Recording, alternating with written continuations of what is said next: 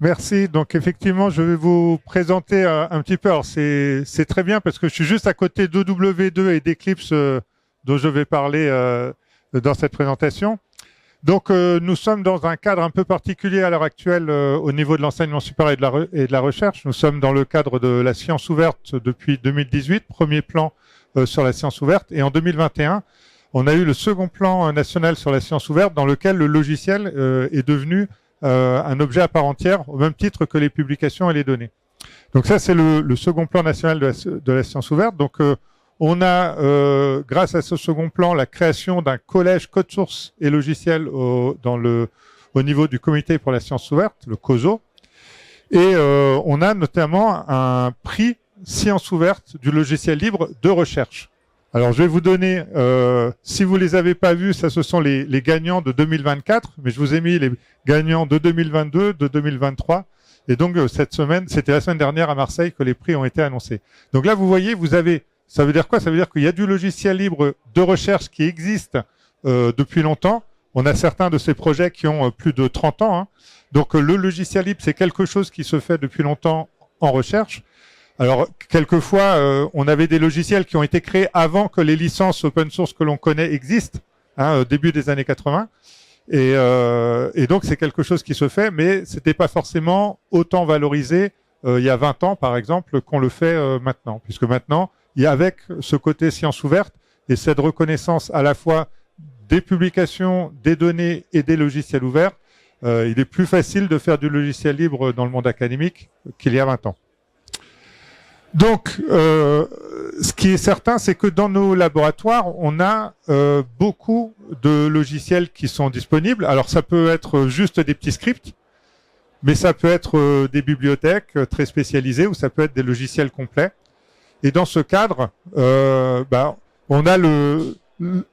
un peu le souci que souvent, les gens qui vont développer du logiciel dans nos laboratoires ne sont pas des professionnels. Donc, vous avez des professionnels aussi, on a des ingénieurs, informaticiens qui développent des logiciels, mais on a aussi beaucoup de chercheurs qui, parce que il y a l'informatisation, le logiciel mange le monde, il mange aussi la recherche, et donc il faut faire des scripts pour pouvoir utiliser des outils, faire des manips, et donc on a des logiciels qui ont été créés par des non-professionnels de l'informatique. Et ces gens-là veulent pas forcément mettre à disposition comme ça leurs outils parce qu'ils se disent c'est pas mon métier, j'ai honte, voilà. Pourtant, d'un point de vue science ouverte, c'est très important pour nous que ce soit fait parce que ça permet la reproductibilité des résultats de la recherche. Donc on a ce côté je voudrais bien faire la science ouverte, mais j'ai peur de mettre mes outils à disposition. Et en plus, il y a le côté aussi choisir la bonne licence, enfin la connaissance du monde du libre, ça ça reste un autre frein, sachant que le chercheur, quand il écrit du logiciel, le propriétaire du logiciel, c'est son employeur. Donc normalement, c'est pas non plus la personne qui est censée choisir la licence. Donc ça pose des soucis. Mais bon, en tout cas, il y a une chose qui est possible, et en tout cas, moi, c'est ce que j'ai fait il y a 20 ans.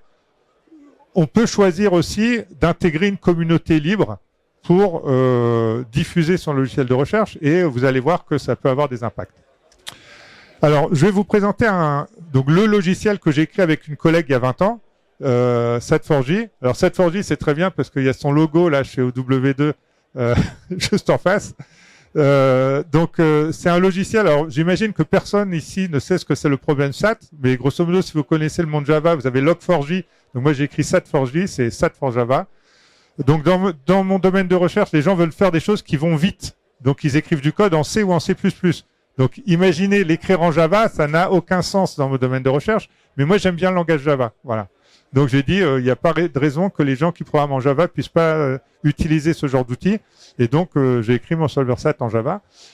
Et je l'ai conçu de telle sorte qu'il soit facilement utilisable par des gens normaux, par des développeurs. Voilà. Ce qui est important, c'est que il est sous double licence parce que les collègues d'Eclipse m'ont fait changer la licence, m'ont fait rajouter une licence EPL parce que ils sont pas compatibles avec la GNU LGPL. Par contre, tous mes utilisateurs académiques, eux, sont pas compatibles avec la licence EPL. Donc voilà. Donc si c'était maintenant, la GNU GPL3 ou LGPL3 est compatible avec le PL2, donc j'aurais plus le problème. Mais bon, à l'époque, c'était pas le cas. Et donc, en 2004, j'ai intégré ObjectWeb, et donc qui est devenu OW2. Et donc depuis, c'est une histoire de 20 ans, OW2 et SAT4J. Alors du coup, donc là, je suis content d'avoir Red Hat en face de moi parce que on va voir donc qu'est-ce que c'est que le problème SAT. Alors là, vous allez dire, oh non, il va nous faire un cours. Non, je vais pas faire un cours, je vais juste vous dire que quand vous avez la définition du problème, c'est que vous avez un ensemble de contraintes. On va pas s'étendre sur ce que c'est, mais on a des contraintes. Et on a des variables qui sont juste booléennes. Vrai, faux, 0, 1. Allumé, éteint. D'accord? Installé, pas installé, si on parle de dépendance logicielle. Et ce problème-là, c'est le plus simple des problèmes difficiles. Ça veut dire que les problèmes plus simples sont faciles à résoudre. Et celui-là, c'est le premier qu'on ne sait pas résoudre en temps raisonnable. Et donc, comme on ne sait pas le résoudre en temps raisonnable, les chercheurs, depuis des dizaines d'années, essayent de trouver des heuristiques. Donc, ça fait partie de l'IA. C'est un problème d'IA parmi d'autres. Donc, les gens qui s'intéressent purement à la complexité, c'est un problème d'informatique théorique. Ceux qui s'intéressent à trouver les meilleures solutions pour résoudre en pratique le problème, souvent, ce sont les gens d'IA qui s'y collent. Voilà. Et donc, ce qui est surtout intéressant, c'est que quand j'ai fait ma thèse, donc moi je l'ai faite dans les années 90, j'ai soutenu en 2000, on savait pas résoudre de manière efficace ce problème. J'ai fait mon postdoc en Australie et pendant ce temps-là, il y a eu une révolution et on a été capable de résoudre de manière en 2 ordres de grandeur plus importante donc beaucoup plus rapide et des problèmes de taille beaucoup plus grande. Et donc, du coup, la question, c'est juste, je vais vous montrer pour vous dire que en 2001, qu'est-ce qui s'est passé? Est-ce que, est-ce que 10 exposant 80, c'est grand? C'est grand. Alors, 10 exposant 80, voilà, vous avez 26 paquets de 3 zéros plus 2, ça doit faire 80 zéros. Ça, c'est 10 exposant 80. Et en fait, ça correspond au nombre de protons observables dans l'univers visible. D'accord? 10 exposant 80. Bon, maintenant, on va voir ce que fait un solver SAT, pour que vous vous rendiez compte de ce que ça fait un solver SAT. Donc, si maintenant vous transformez en binaire 10 exposant 80, c'est à peu près 2 exposant 267. Ce qui veut dire qu'au-delà de 267 variables, l'espace théorique qu'explore un solver SAT, c'est plus grand que le nombre de protons dans l'univers visible. 267. 2 exposant 267, vous voyez, on ne fait pas grand-chose avec 267 variables. Maintenant, ça c'est une instance d'une compétition SAT. On est à 10 950 variables, 950 000 variables. Donc vous voyez que là, on est l'espace de recherche, il est important. Combien de temps 51 secondes en 2009 pour le résoudre. Et on a fait le test avec un collègue, c'est 4 secondes en 2024. Donc voilà. Donc qu'est-ce que c'est qu'un solver SAT? Alors ça, c'est une image gérée par IA générative. C'est un vaisseau de l'espace avec hyperdrive. Ça veut dire qu'il est capable de faire quelque chose qui paraît incroyable. C'est d'utiliser les contraintes pour explorer de manière incroyable l'espace de recherche. Et non seulement il vous trouve une solution s'il y en a, mais surtout il est capable de vous dire qu'il n'y en a pas. Et ça, quand j'étais en thèse, dans les années 90, personne ne pensait que ce serait possible. On est capable de garantir quand il n'y a pas de solution.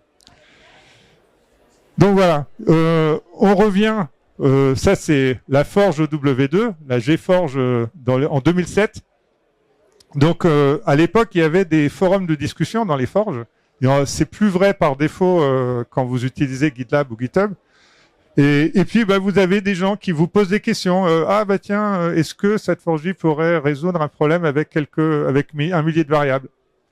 Alors bon, je discute et tout ça, mais en fait, c'était les gens d'Eclipse à côté qui disaient, voilà, on a un problème de gestion de dépendance.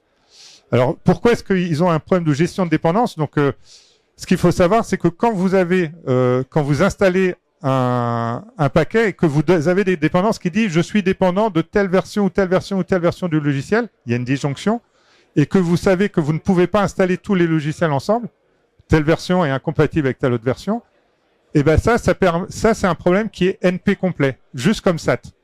Alors ça a été prouvé d'un point de vue académique en 99 pour Debian et en 2005 pour Red Hat. Donc en 95, quand Red Hat a fait son gestionnaire de version, son gestionnaire de dépendance, ils ont résolu un problème qui était XP complet. Ils avaient un algorithme glouton, mais c'est pas un vrai problème pour les distributions Linux parce qu'elles gèrent un entrepôt. C'est chaque distribution qui gère son entrepôt. Donc, c'est pas un vrai problème que ce soit un problème LP complet. Par contre, pour Eclipse, les entrepôts, il y en a à divers endroits. C'est pas une unité centrale qui gère un dépôt. Et donc, vous pouvez avoir beaucoup plus d'incompatibilité entre les plugins. Et donc, Eclipse, en version 3, a commencé à grossir. Beaucoup de plugins de sources différentes. Et en fait, vous pouvez vous mettre à jour votre installation d'Eclipse et elle était dans les choux parce que vous aviez les plugins qui étaient installés n'importe comment. Et donc, il cherchait une solution. Donc Pascal Rapico savait que c'était un problème NP complet. Il savait qu'il fallait un solver SAT pour résoudre le problème. Et il cherchait un solver qui soit open source, en Java, et qui soit avec la bonne licence. Et du coup, c'est ce qu'il a trouvé. Donc, qu'est-ce qui s'est passé? En 2008, Sat4j était utilisé en mode externe, c'est-à-dire que Eclipse générait un fichier, Sat4j le lisait et il donnait sa solution. En 2009, on a travaillé ensemble pour l'intégrer directement dans Eclipse et en 2010, la place de marché des plugins d'Eclipse est sortie et elle fonctionne uniquement avec P2 et donc derrière, c'est le logiciel Sat4j. Donc là, j'ai une image, 51 165 607 installations. À chaque fois, c'est un appel à Sat4j qui décide ce qu'il faut installer. D'accord? Pour vous donner une idée, j'avais pris une copie d'écran en juillet, c'était 50 millions. Donc, il y a encore des choses qui tournent sur Eclipse, il n'y a pas de souci. Et donc, là, qu'est-ce qu'a apporté la recherche, le monde académique à la communauté Eclipse? C'est qu'ils avaient un problème. Le problème, on a identifié d'un point de vue académique ce que c'était. On a mis un outil issu du monde académique pour le résoudre et il est résolu depuis 2010, parce qu'entre 2008 et 2010, on a fait des petites modifications. Donc, ça fait 14 ans. Voilà. Il y avait un problème, il n'y a plus de problème. Donc, ce qui est intéressant aussi, c'est que moi, j'ai rejoint la communauté Object Web au W2 et finalement, ça a eu un impact dans une autre communauté qui est la communauté Eclipse. Et alors, la petite histoire drôle, c'est que moi, j'utilise Eclipse depuis décembre 2001. J'ai développé Sat4j avec Eclipse et c'est un bon retour des choses que du coup Eclipse soit amélioré avec Sat4j puisqu'il a été développé avec Eclipse. Alors, juste pour résumer, quel a été... Donc du coup, ça va dans les deux sens, parce que quelqu'un du monde académique qui va dans une communauté open source, il bénéficie d'un certain nombre de choses. Hein. Donc je vous ai mis ici les outils. Donc j'ai commencé avec CVS, après SVN, après Git. Il y a eu des choses avant Git. Il a fallu désapprendre. Et quelque chose qui a changé, ça en fait c'est la grande différence entre 2004 GForge et le GitLab qu'on a actuellement chez W2, c'est qu'on n'a plus de lien direct avec les utilisateurs. Donc en 2004 jusqu'en 2013, 14, je sais pas, tant qu'on avait GForge, on avait des mailing lists d'utilisateurs, des gens qui demandaient, qui étaient simples utilisateurs, qui n'étaient pas développeurs, et ils demandaient des choses. Voilà. Maintenant, quand vous êtes sur une instance type GitHub ou GitLab, ben c'est un réseau social de développeurs. Donc on oublie nos utilisateurs. Et ça c'est alors peut-être que les gens d'Eclipse seraient comme venus comme ça, mais en tout cas tous les étudiants de master que j'ai l'habitude d'avoir qui apprennent le problème SAT à l'université en master, ceux qui posent des questions, je les ai plus parce que je les vois plus avec des forges type GitLab ou GitHub. Voilà. Et puis bon, après, j'ai eu l'occasion de participer à un certain nombre de projets et moi, ça me fait évoluer dans ma pratique d'enseignement puisque j'enseigne le génie logiciel à l'université. Voilà. Donc, pour répondre à la question initialement posée, qu'est-ce que le monde académique peut apporter aux communautés open source? On est dans un cadre qui est très favorable à l'heure actuelle puisqu'on est dans le cadre de la science ouverte dans lequel le logiciel diffusé sous forme de logiciel libre est quelque chose qui est mis en avant. Donc le collège Code Source et Logiciel est là pour le montrer, d'accord. Et en plus, on a énormément de logiciels dans nos laboratoires. On a ceux qui sont sur des forges. On a 81 forges publiques. Donc je vous mets au défi d'aller les voir. Alors on a une liste, hein, donc vous pouvez y aller, regarder ce qu'il y a dans les. Donc en fait, déjà les logiciels qui sont disponibles, vous les connaissez probablement pas. Et deux, on a encore plein de logiciels qui ne sont pas sur des forges parce que les gens n'osent pas faire le pas pour les rendre publics. Donc, on a des logiciels et souvent, on a des logiciels très pointus qui correspondent à un problème particulier, d'accord? Et qui, généralement, le résolvent bien. Donc, on a, dans le monde académique, ce côté de le logiciel, c'est de la connaissance exécutable. Donc là, on a de l'expertise exécutable. C'est exactement ce que donne Sat4j. Sat4j, le nombre de personnes dans le monde qui maîtrisent ce problème, il n'y en a pas énormément. Mais par contre, des gens qui l'utilisent, il y en a beaucoup, puisque grosso modo, c'est juste un appel à une méthode et tout le travail est caché derrière, donc ça fonctionne. Et ça, vous l'avez dans plein de domaines différents. Donc vous avez cette possibilité-là. Et donc, ça vous permet de trouver, si vous avez un problème, si on réussit à trouver la dénomination, enfin à quelle classe de problème académique c'est, et ben on a potentiellement la solution à votre problème. Voilà.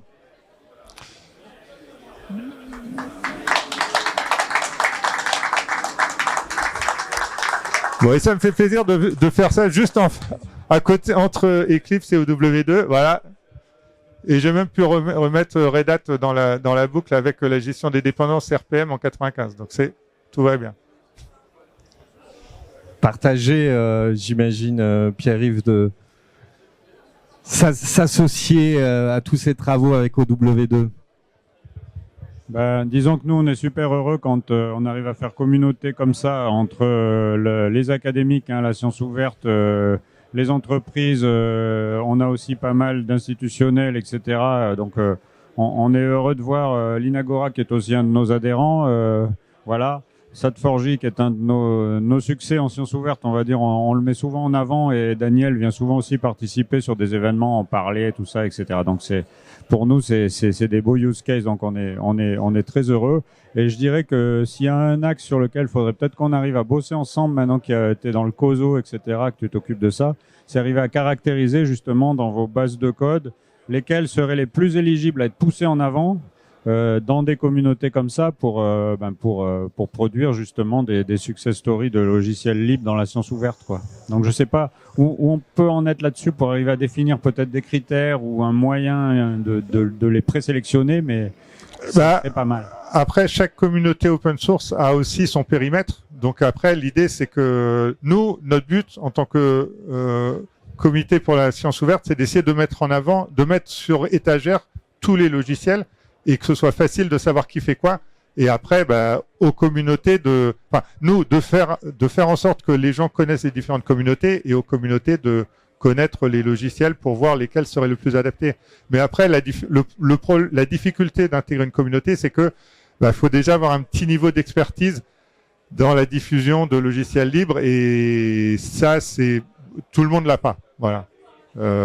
Et ça, c'est c'est pas les services de valorisation. Enfin, c'est là, il faut vraiment, et puis il faut en vouloir, parce que, par exemple, pour pouvoir être intégré dans Eclipse, c'est 3 mois de passage avec la cellule propriété intellectuelle de la fondation Eclipse, à répondre à des questions, et jusqu'à ce qu'ils vous donnent le feu vert. Voilà, et retrouver des anciens étudiants. Enfin bon, après, tout le monde n'est pas capable de le faire. Parce qu'il faut avoir déjà une base de code qui est, faut déjà être capable de tracer exactement qui a fait quoi sur le logiciel pour pouvoir après le valoriser. Merci beaucoup, Daniel. Merci à vous.